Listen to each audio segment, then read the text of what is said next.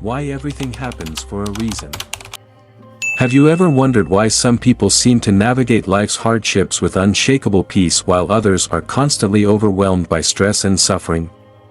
Why do some individuals remain calm and centered even in the face of great loss, while others fall into despair?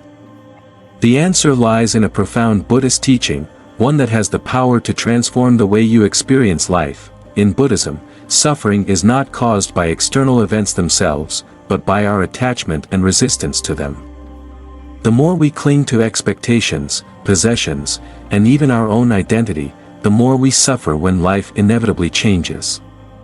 But what if I told you that there is a way to break free from this cycle, a path that allows you to move through life with grace, wisdom, and inner peace, no matter what challenges arise? In today's video on Zen Buddhism Wisdom, we will uncover the secret to true liberation, the wisdom of non-attachment and acceptance. You'll learn how Buddhist masters throughout history have freed themselves from suffering and how you, too, can apply these teachings to find serenity in an ever-changing world. Stay with us until the end, because this ancient knowledge might just be the key to unlocking a life of peace and clarity you never thought possible. Let's begin.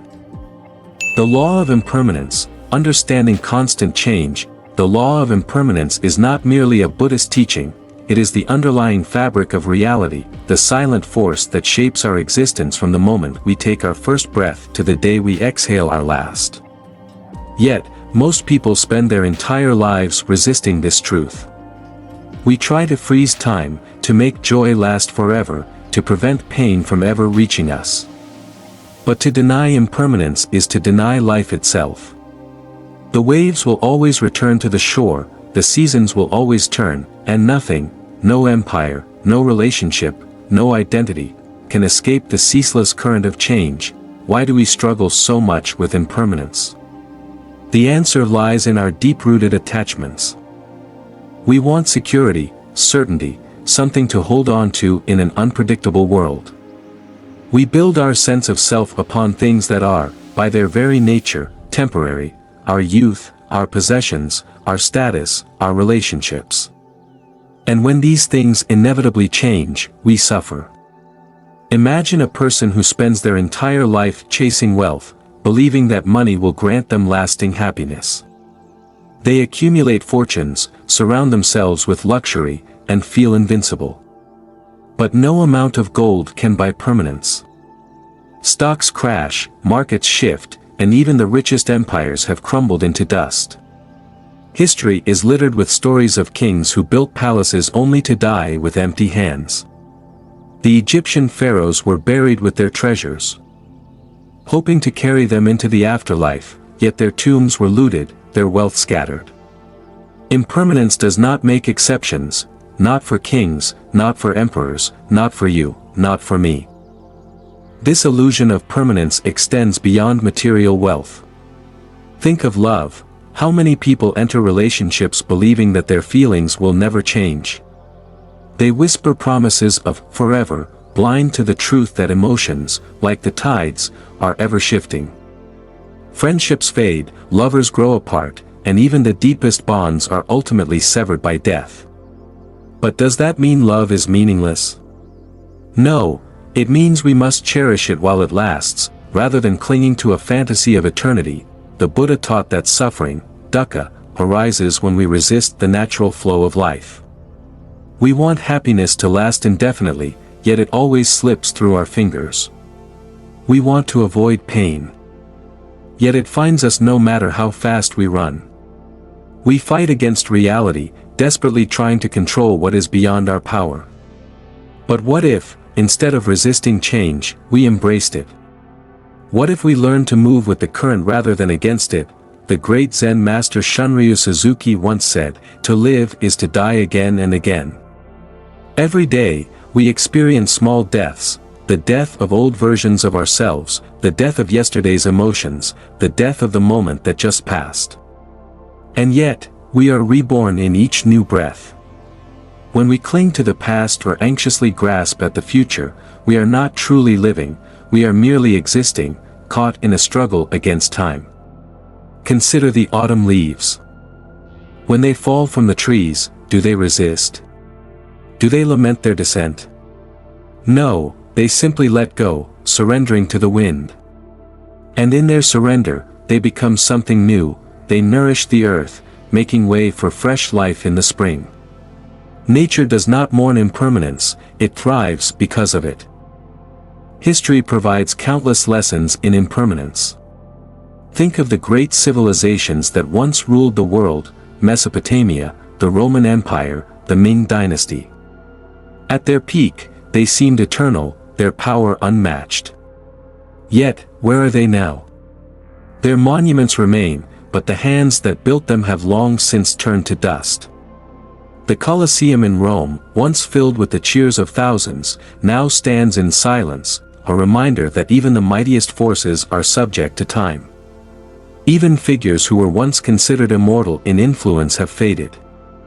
Genghis Khan once commanded the largest empire in history, yet today, he exists only in textbooks. Julius Caesar, who was declared a god by the Roman Senate, could not escape death. The Buddha himself, though his teachings live on, left this world, reminding his disciples that even enlightened beings must succumb to the law of impermanence. Yet, impermanence is not only a story of decay, it is also a story of renewal. Old dynasties fall, but new ones rise. Destruction makes way for creation. If nothing ever changed, there would be no growth, no evolution, no new possibilities. The same river that washes away the sand also carves valleys, creating beauty in its wake. Once we stop fearing impermanence, we begin to see it as a source of freedom rather than suffering. If everything is constantly changing, that means we are not bound by our past. We are not defined by our mistakes, our failures, or our losses. Who we were yesterday does not have to dictate who we become tomorrow. A man once asked a Zen master, "How can I find peace?" The master replied, "Let go." Let go of what? Let go of your attachments, your expectations, your resistance to life's flow. The greatest suffering arises not from change itself, but from our unwillingness to accept it.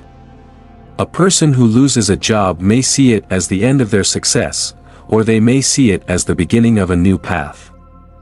A person who experiences heartbreak may believe they will never love again, or they may recognize it as an opportunity to grow, to learn, to open their heart to new experiences. There is a famous Zen proverb, "Barns burnt down, now I can see the moon." What seems like loss is often just a clearing, a space for something new to emerge. So how do we truly live with an awareness of impermanence? Practice mindfulness. When we are fully present, we stop clinging to the past or grasping for the future. We experience each moment as it is, knowing it will never come again.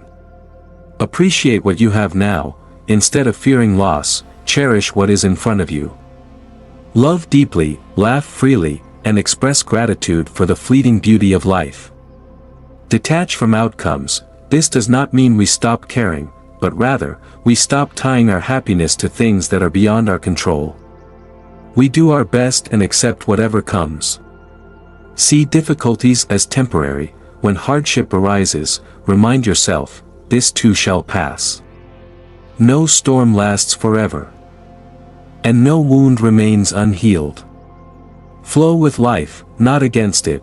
Like a river, we must learn to move with the currents rather than resisting them. Change is not the enemy, resistance is.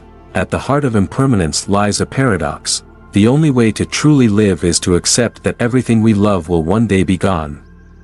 This is not a reason for despair, it is a reason to live more fully, to love more deeply, to embrace each day as a gift. So when life changes, when people leave, when circumstances shift, when the world you knew disappears, do not cling. Do not mourn what was. Instead, open your hands, open your heart, and step into the ever-unfolding present. Because in the grand dance of existence, nothing is truly lost, everything is simply changing, transforming, becoming. And that, in itself, is beautiful. The law of cause and effect, karma in everyday life, nothing in life happens by random chance. Every action, every thought, every intention sets something into motion. This is the essence of karma, one of the most profound truths in Buddhism. Yet, karma is often misunderstood. Some see it as a system of cosmic justice, rewarding the virtuous and punishing the wicked, like some divine judge keeping score. But in reality, karma is neither punishment nor reward. It is simply the universal law of cause and effect, as natural as the cycle of the seasons or the rising and setting of the sun. Karma does not operate on human timelines, nor does it always manifest in obvious ways. It is not a ledger where one good deed cancels out a bad one. Instead, it is more like a garden. Every action we take is a seed planted in the soil of our lives, and in time, those seeds bear fruit. Some sprout quickly, while others take years, even lifetimes, to ripen. But nothing is ever lost. Every thought, every word, every deed leaves an imprint, shaping not only our present but also our future. Karma as an unfolding ripple, the invisible threads connecting all things. Imagine standing at the edge of a still lake and dropping a single stone into the water. You watch as ripples spread outward, reaching farther and farther, touching everything in their path. This is how karma works. Every action sends out waves that affect not only ourselves but the people around us and even the world at large. Think of a single act of kindness, helping a struggling stranger, offering a comforting word to a friend, or simply choosing patience over anger. That small moment of compassion does not end when the interaction is over. The stranger, uplifted by your kindness, may go on to help another. The friend, reassured by your support, may offer the same to someone else. And in choosing patience, you prevent a cycle of negativity from continuing. These ripples extend beyond what we can see, creating unseen consequences that shape the fabric of reality. The same is true for negative actions. A lie, once told, creates ripples of mistrust that spread far beyond its original intent. Anger, once unleashed, can escalate into deep divisions and lasting wounds.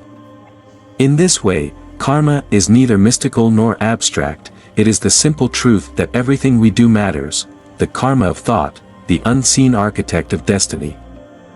Many believe karma is only about actions, but the mind itself is one of the most powerful forces shaping our reality. The Buddha taught that our thoughts are like seeds. What we cultivate within will inevitably manifest in our external lives. Consider two people experiencing the same situation. One sees it as a challenge and an opportunity to grow, while the other sees only misfortune and despair. The external reality is the same, yet their inner reactions shape their experience entirely. This is the power of thought karma. A mind steeped in negativity, resentment, jealousy, fear, creates suffering, even if no harmful action is taken. Meanwhile, a mind trained in gratitude, patience, and wisdom generates peace, regardless of external circumstances. Modern neuroscience echoes this ancient wisdom. Studies have shown that repeated thought patterns physically reshape the brain, reinforcing either positive or negative states of mind.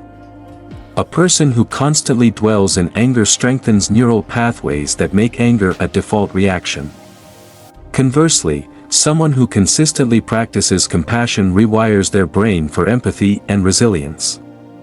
In this way, karma is not only a spiritual principle but a scientific truth.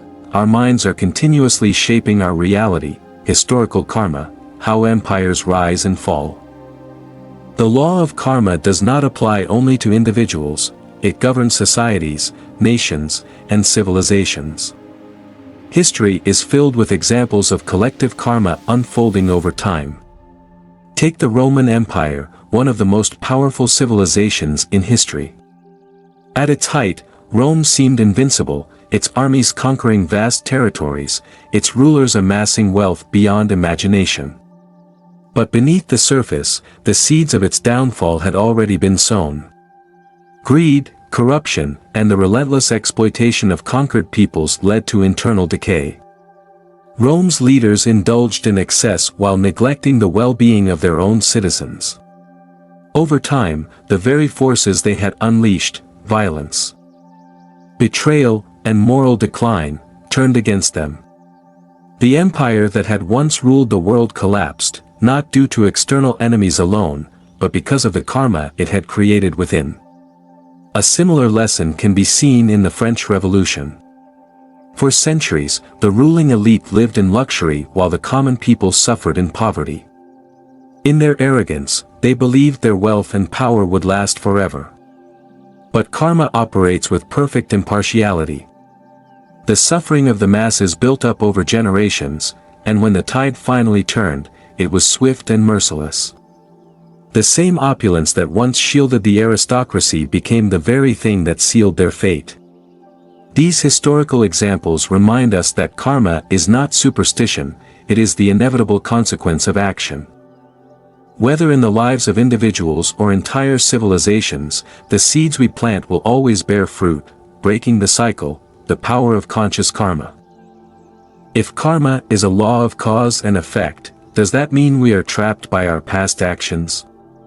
Absolutely not. While we cannot erase the seeds we have already sown, we can choose what we plant moving forward. Every moment presents an opportunity to shift our trajectory. A Zen parable tells of a fierce warrior who sought wisdom from a humble monk. "Tell me the difference between heaven and hell," he demanded. The monk looked at him and sneered, "You are nothing but a brute, a mindless savage. Why should I waste my wisdom on you?" Enraged, the warrior drew his sword, ready to strike. But before he could, the monk calmly said, "That is hell."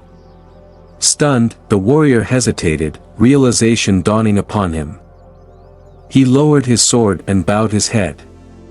"And that," the monk continued, "is heaven." In an instant, the warrior understood.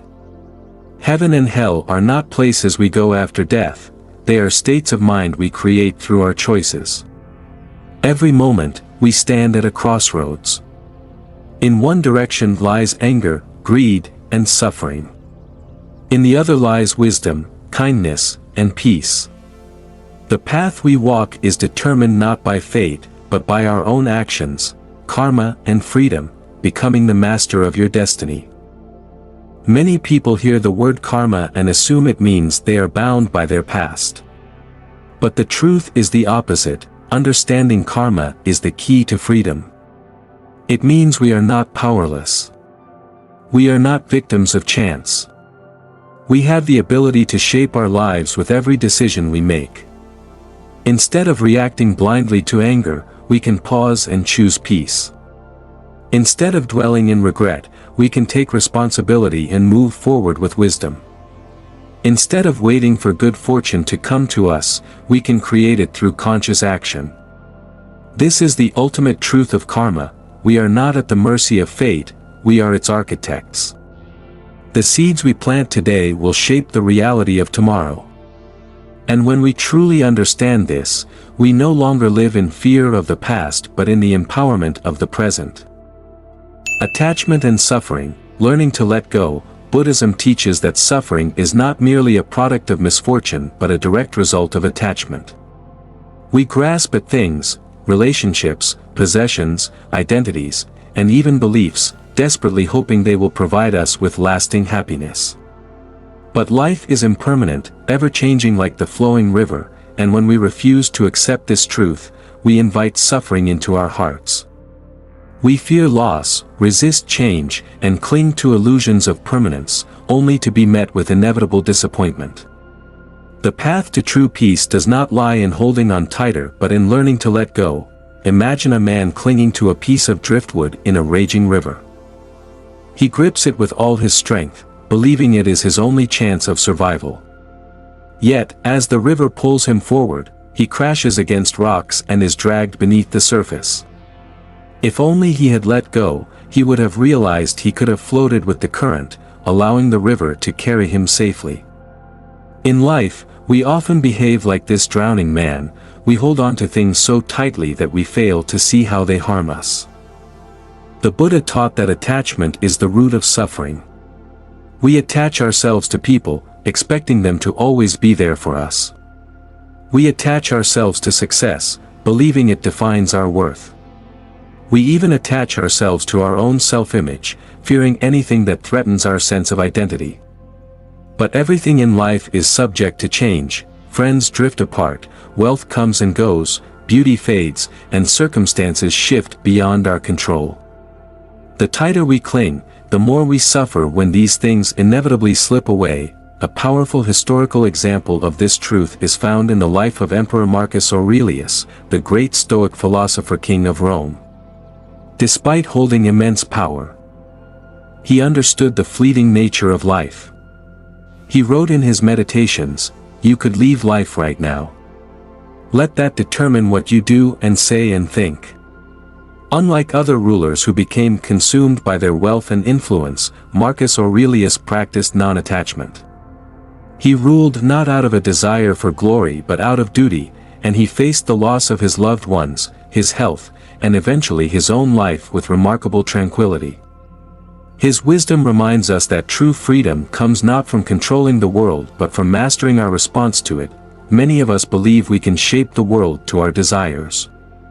We think if we work hard enough, love deeply enough, or prepare thoroughly enough, we can prevent suffering. But control is an illusion. Life is like the ocean, unpredictable, vast, and indifferent to our wishes.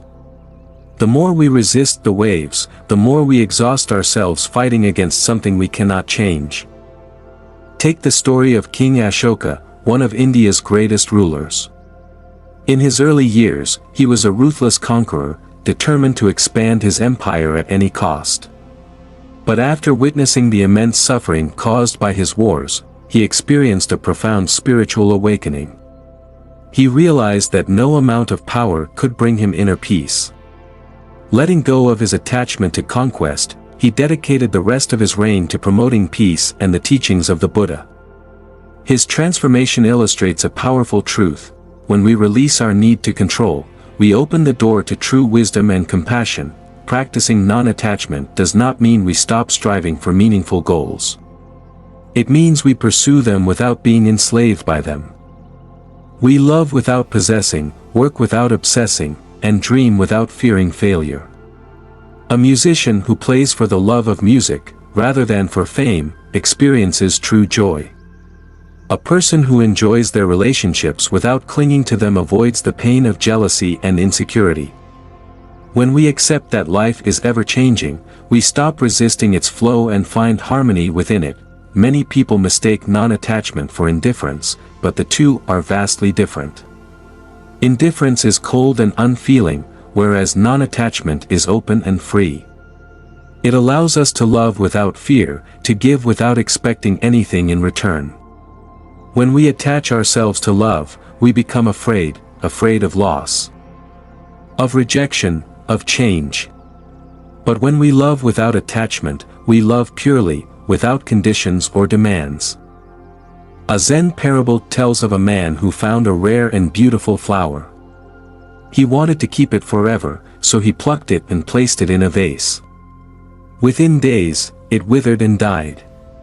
Heartbroken, he returned to the spot where he had found it, only to see the field had bloomed with many more. He realized that true appreciation comes not from possession but from presence.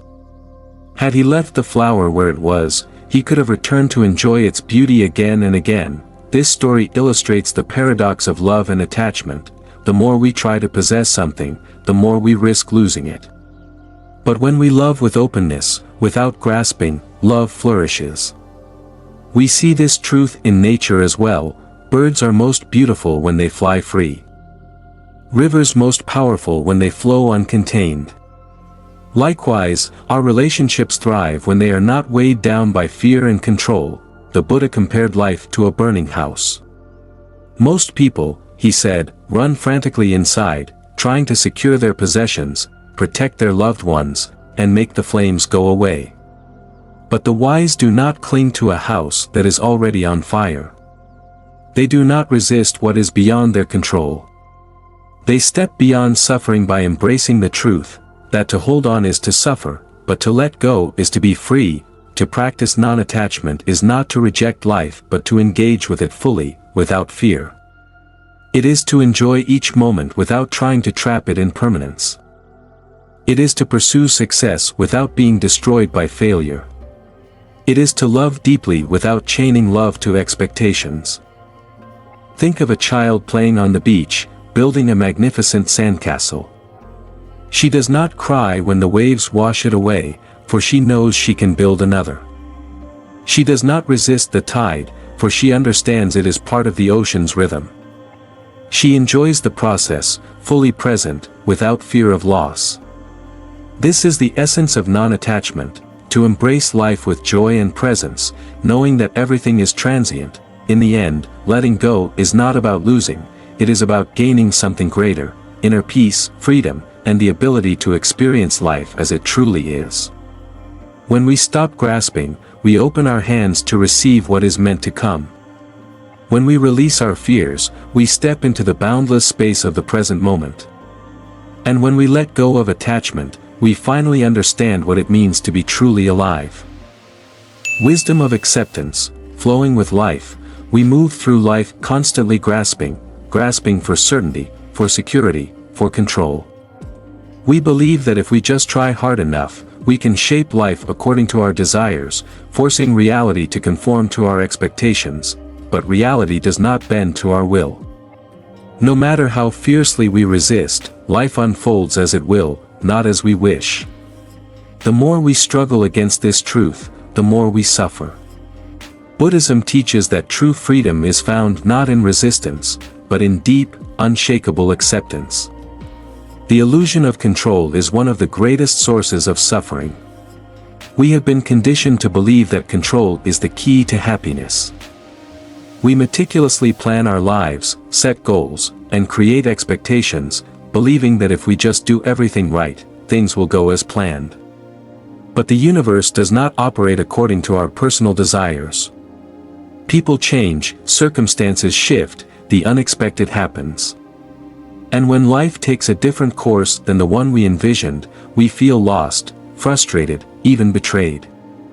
History is filled with examples of those who clung too tightly to control and suffered as a result. Take Emperor Qin Shi Huang, the first emperor of China. Obsessed with power and terrified of death, he sought an elixir of immortality, consuming toxic mercury in the process. In his desperate attempt to control the uncontrollable, he hastened his own death. His empire, built on rigid control and fear, did not last beyond his son's rule. Contrast this with the ancient Taoist masters, who taught that true power lies not in controlling life but in flowing with it. The greatest suffering arises when we refuse to accept what is. The loss of a loved one, a failed career, a shattered dream, these things cause pain, but our refusal to accept them turns pain into prolonged suffering. Instead of saying, "This should not have happened," the wise person says, "This has happened. Now, how do I move forward?" Many fear that acceptance means passivity, that to accept is to give up. But acceptance is not surrender, it is seeing reality as it is, not as we wish it to be. It is the ability to look at a situation without illusion or resistance, to understand it deeply, and to move forward with clarity. A Zen parable tells of two monks traveling together. They came across a young woman struggling to cross a river.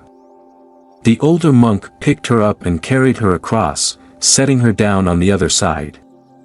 Hours later, as they continued their journey, the younger monk fumed in silence before finally speaking, "How could you carry that woman? We are monks. We are not supposed to touch women." The older monk smiled and replied, "I set her down hours ago. Why are you still carrying her?" How often do we hold on to things long after they have passed? We replay old conversations in our minds, hold on to grudges, refuse to release past regrets. Yet clinging to the past does not change it. It only chains us to suffering. Nelson Mandela, after 27 years of unjust imprisonment, could have emerged bitter and vengeful. Instead, he chose acceptance. He knew that carrying resentment would only continue his suffering. His decision to embrace reconciliation instead of revenge shaped the course of history. The Japanese philosophy of Mujo, Impermanence, teaches that everything in life is transient, our joys, our sorrows, our successes, our failures. To accept this is not to despair, but to be liberated. When we understand that nothing is permanent, we stop clinging, we stop fearing loss, and we begin to truly live. The Taoists speak of Wu Wei, the art of effortless action. It is the wisdom of the river, which does not fight against the rocks but flows around them. It is the wisdom of the bamboo, which bends in the storm rather than breaking. To flow with life does not mean we become passive, it means we stop wasting energy resisting what we cannot change. Bruce Lee, deeply influenced by Eastern philosophy, famously said, "Be water, my friend." Water is adaptable. It takes the shape of whatever it enters. It is gentle, yet powerful. It does not resist obstacles, it finds a way around them. A rigid mind snaps under pressure, but a mind that embraces acceptance moves with the flow of life. The Buddha once said, "Pain is inevitable, but suffering is optional." We will all experience loss, disappointment, and change. But suffering arises from our refusal to accept. Imagine two people facing the same storm. One rages against the rain, cursing the clouds for ruining their plans. The other takes shelter, listens to the rhythm of the raindrops, and waits for the storm to pass. The storm is the same, but the experience is entirely different. Acceptance does not mean we stop striving. It does not mean we do not work for change. It means that we act from a place of clarity rather than resistance. It means we stop trying to force life to conform to our will and instead align ourselves with its natural flow. A wise traveler does not fight the wind but adjusts the sails. A wise person does not resist the tides of life but learns to move with them. The moment we stop fighting reality and start flowing with it, we discover a freedom that no external circumstance can ever take away. Imagine waking up every day with the unshakable knowledge that every challenge, every setback, and every heartbreak is guiding you toward growth, wisdom, and inner peace. No more questioning, no more resistance, just the profound understanding that life is unfolding exactly as it should. You have the power to transform suffering into wisdom, pain into strength, and uncertainty into clarity. The next time life throws an obstacle your way, pause and ask yourself, what is this teaching me? Instead of resisting, lean into the lesson. Instead of fearing change, embrace it as a gateway to something greater. Now is the time to shift your perspective. Begin by practicing mindfulness, letting go of attachment, and trusting the flow of life. Start small, whether it's by journaling your experiences, meditating on acceptance, or simply observing your emotions without judgment. Let us know in the comments, what is one challenge in your life that, looking back, turned out to be a hidden blessing. We are building a community of seekers, learners, and wisdom seekers. Join us by subscribing and sharing your journey. Let's create a ripple effect of clarity and peace together, because in the end, everything happens for a reason. And when you embrace this truth, life becomes not a struggle, but a profound and beautiful unfolding.